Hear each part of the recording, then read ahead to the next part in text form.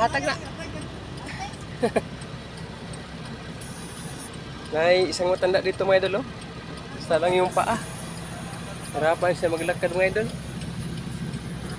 Dito lang siya nakatira sa isang maliit na kuweba. Bigyan namin ng bigas, saka tubig, ulam, at saka kanin. Kasi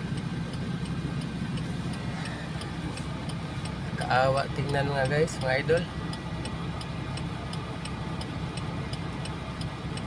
Yan, oh. Diyan siya nakatira sa maliit na maliit na kuweba. Lagi ko itong nadaanan mga idol, araw-araw. Kasi dito kami dumadaan sa Kampatok. Wala siyang kamag-anak ito mga idol, oh.